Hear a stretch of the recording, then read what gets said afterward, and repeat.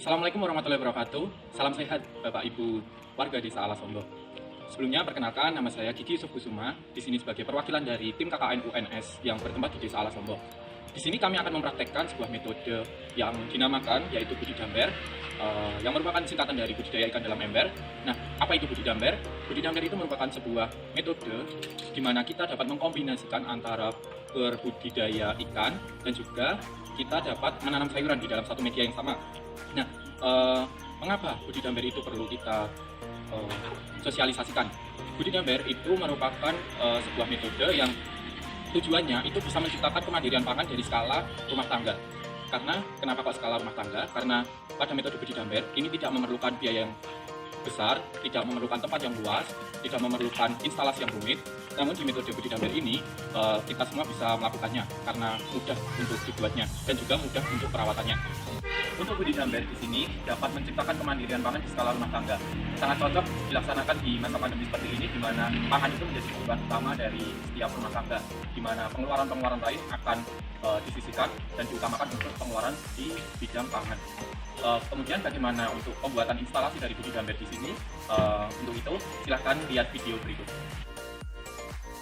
Berikut merupakan contoh instalasi budidamber yang cukup sederhana, di mana hanya membutuhkan bahan-bahan yang sangat sederhana, dan di sini nanti akan kita budidayakan ikan lele di dalam embernya. Kemudian pada aqua gelas ini nanti kita akan berikan atau kita akan menanam kangkung sebagai sayurannya. Sangat simpel, sangat mudah untuk dilaksanakan. Nah, kemudian apa saja alat dan bahan yang dibutuhkan? Berikut merupakan alat dan bahan yang akan dibutuhkan.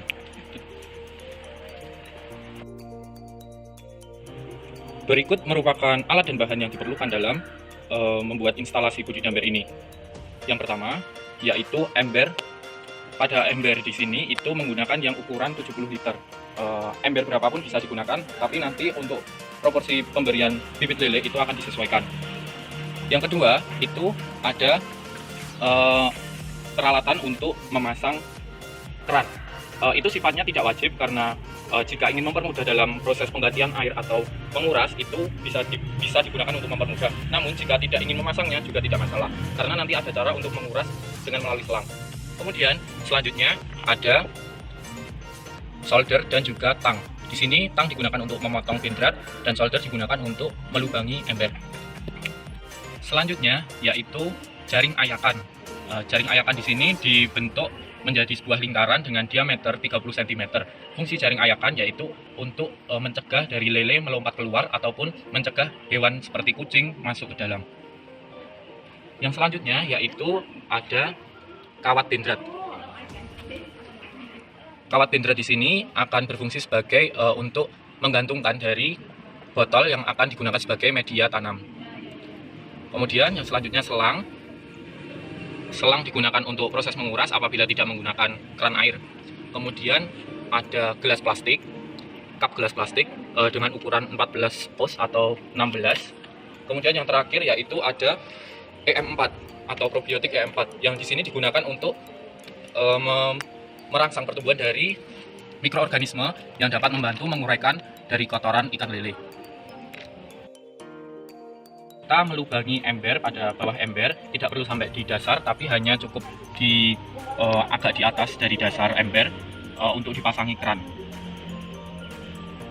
Dilubangi menggunakan solder, kemudian dipasang menggunakan keran galon atau keran biasa juga tidak apa-apa.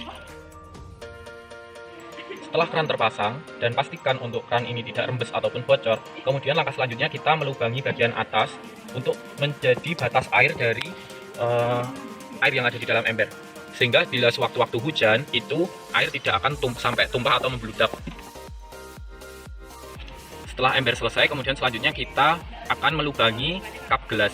Di sini kita perlu lubangi menggunakan solder ataupun paku atau apapun itu yang bisa melubangi dari cup gelas sehingga menjadi seperti ini.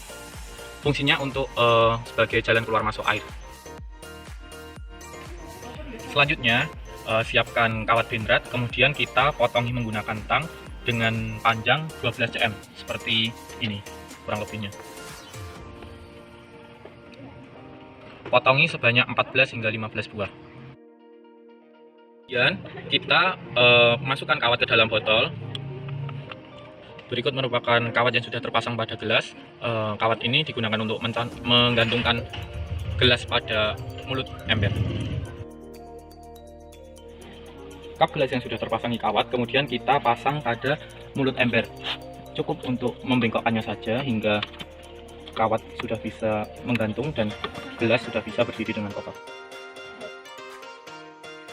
Setelah semua gelas terpasang pada mulut ember, selanjutnya kita tinggal mengisi air pada ember yang sesuai batas dengan yang sudah dilubangi tadi. Kemudian setelah itu kita nanti akan masukkan EM4. Ember sudah terisi penuh dengan air, kemudian kita tuangkan EM4.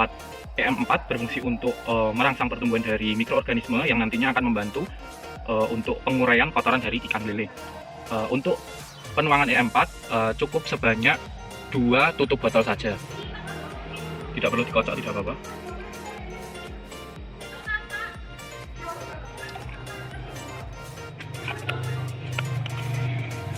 Setelah EM4 dituangkan, selanjutnya kita cukup tutup dan tunggu air ini selama kurang lebih 3 hari sampai seminggu.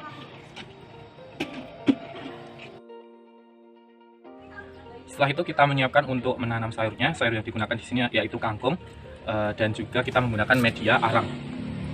Untuk kangkung, kita bisa menggunakan benih dari biji ataupun kita bisa dari sayur kangkung yang dibeli di pasar.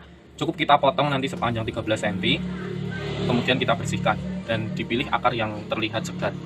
Nanti kangkung akan tumbuh melalui tunasnya.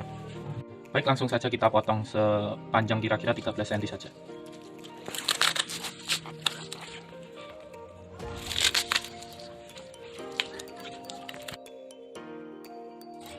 Media arang yang sudah dipersiapkan kemudian kita masukkan ke dalam gelas plastik sebanyak kira-kira 70% dari tinggi gelas.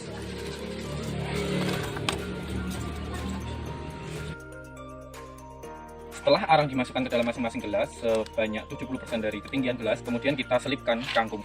Pada satu gelas bisa diisi 2-3 batang kangkung dan cukup ditegakkan di dalam gelas saja. Berikut ini merupakan penampakan dari budidaya ember yang telah selesai. Untuk lele di sini akan bisa dipanen setelah jangka waktu 2 hingga 3 bulan. Sedangkan untuk sayuran kangkung itu bisa dipanen dalam kurun waktu 20 hingga 30 hari.